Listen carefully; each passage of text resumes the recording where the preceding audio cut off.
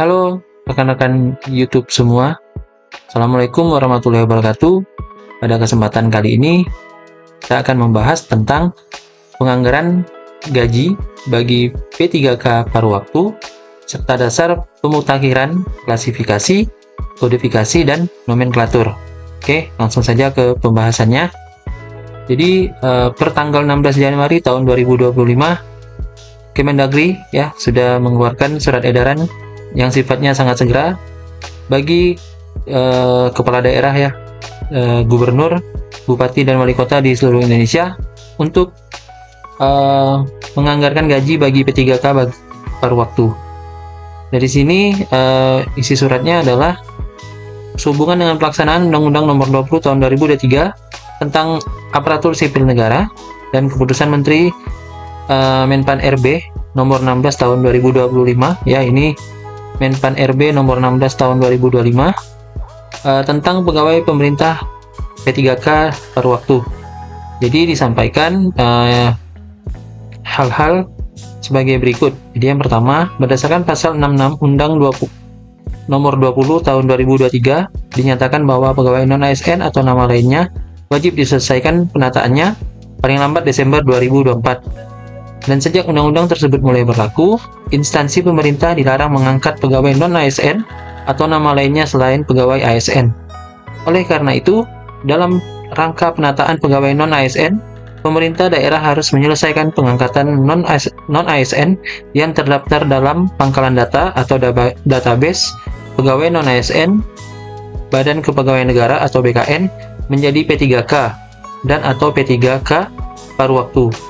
Dan apabila masih mengangkat lagi pegawai non-ASN, maka akan diberikan sanksi sesuai dengan peraturan perundang-undangan. Selanjutnya, untuk batas waktu tidak boleh mengangkat lagi pegawai non-ASN adalah sejak berlakunya Undang-Undang Nomor 20 Tahun 2023.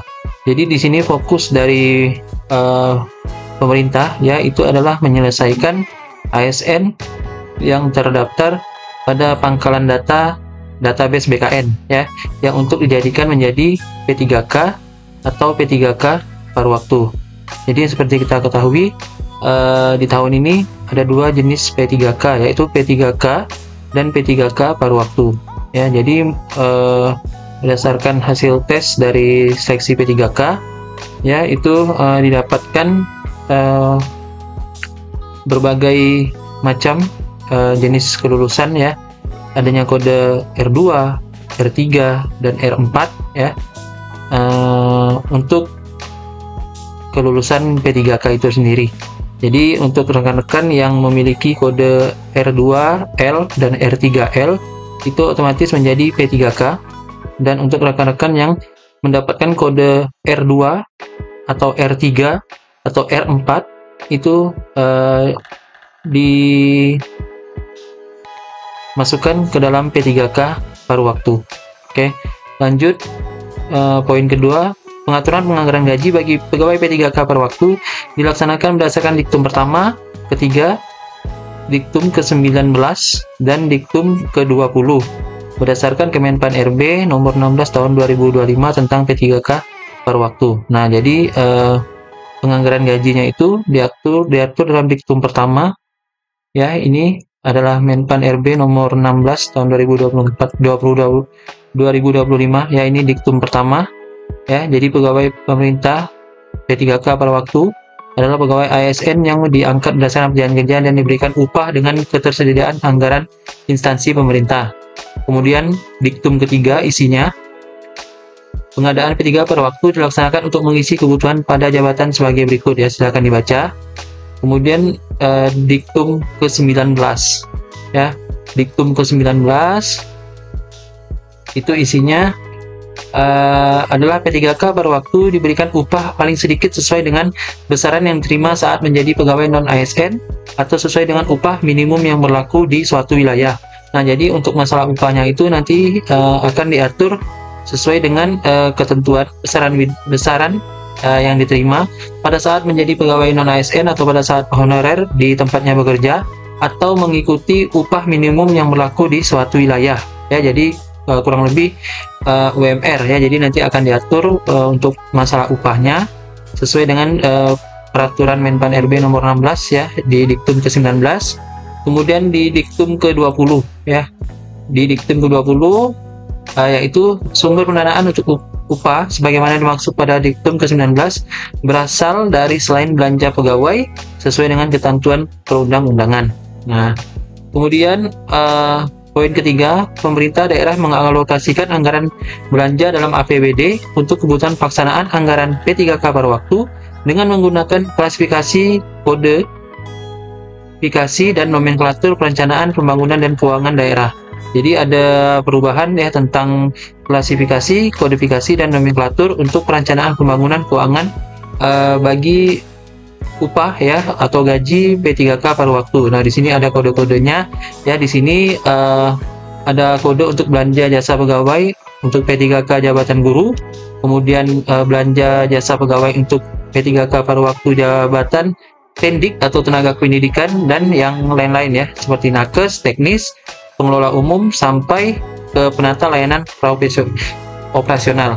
Nah, di poin keempat ya yang paling penting di sini dijelaskan apabila anggaran belanja jasa pegawai P3K pada waktu belum tersedia atau belum cukup tersedia dalam APBD tahun anggaran 2025, pemerintah daerah dapat menggunakan belanja tidak terduga atau BTT dengan cara melakukan perubahan peraturan kepala daerah tentang penjabaran APBD tahun anggaran 2025 mendahului peraturan daerah tentang perubahan APBD tahun anggaran 2025 dan diberitahukan kepada pimpinan DPRD sesuai dengan ketentuan peraturan perundang-undangan.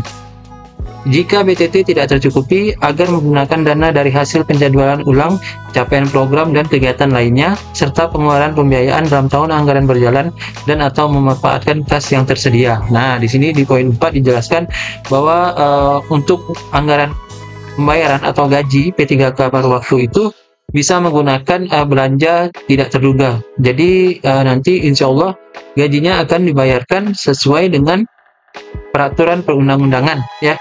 Jadi jika dananya tidak ada, itu daerah diperbolehkan menggunakan dana dari hasil penjadwalan ulang program kerja atau kegiatan lainnya serta mengeluarkan pembiayaan dalam tahun anggaran berjalan atau memanfaatkan kas yang tersedia. Jadi nanti insya Allah ya, jadi untuk gajinya itu tidak akan ditahan ya atau tidak akan ditunggak, maka akan dibayarkan terus ya, karena sudah jelas di poin 4 ini ya. Jadi kalau nggak ada dananya itu bisa menggunakan biaya belanja tidak terduga atau memanfaatkan kas daerah yang tersedia ya.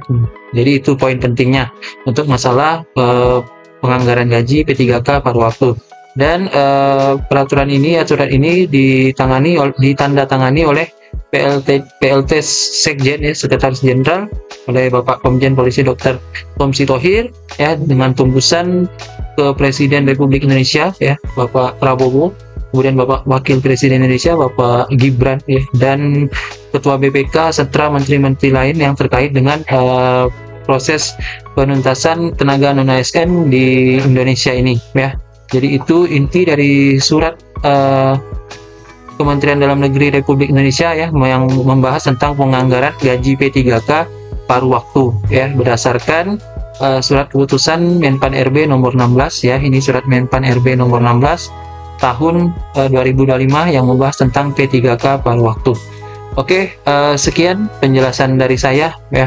Jika ada yang ingin tanyakan silakan di kolom komentar ya. Kita doakan ya semoga rekan-rekan yang menjadi P3K paruh waktu segera ya diperjelas statusnya untuk menjadi P3K ya, atau bahkan bisa dijadikan P3K dan PNS itu menjadi satu ya, atau dalam artian yang P3K itu semuanya diangkat menjadi PNS semuanya ya, itu maunya kita ya.